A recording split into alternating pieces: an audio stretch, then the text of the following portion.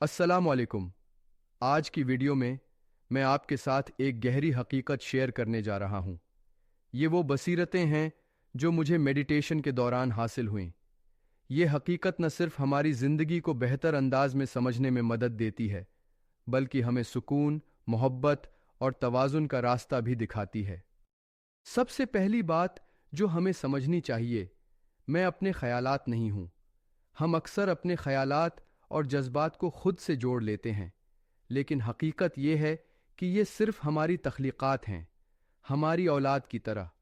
ख्यालात हमारे बच्चे हैं जो हमारी इजाज़त और कबूलियत से पैदा होते हैं।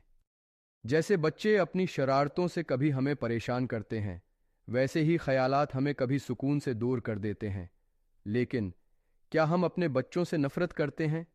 नहीं, हम उन्हें मोहब्बत देते हैं, सुनते हैं और उन्हें समझने की कोशिश करते हैं।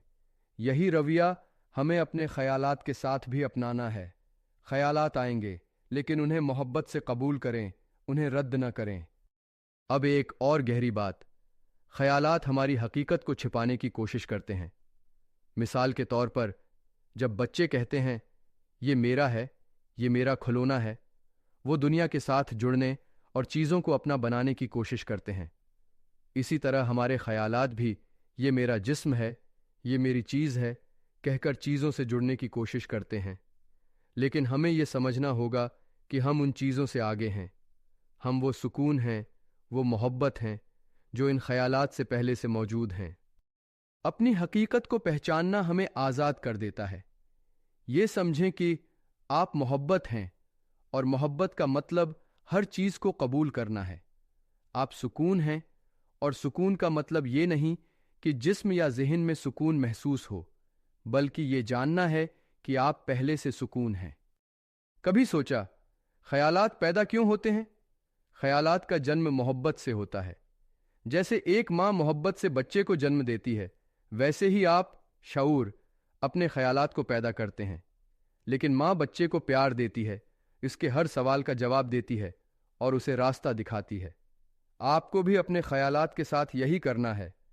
उन्हें मोहब्बत दें, लेकिन उनके साथ जुड़े न रहें। आपकी ज़िंदगी एक कहानी है, आप और आपके ख्यालात की कहानी।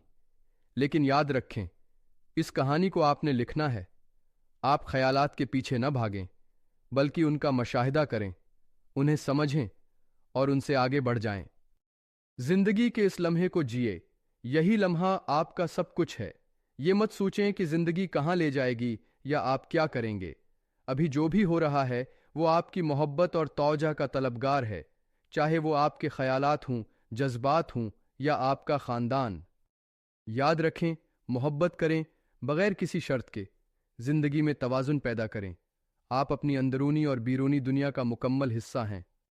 अगर आपको ये वीडियो पसंद आई हो तो उसे लाइक करें, शेयर करें और चैनल को सब्सक्राइब करें। कमेंट करें और बताएं कि आप इस पैगाम को अपनी ज़िंदगी में कैसे अपनाएंगे। अल्लाह हाफ़िज़।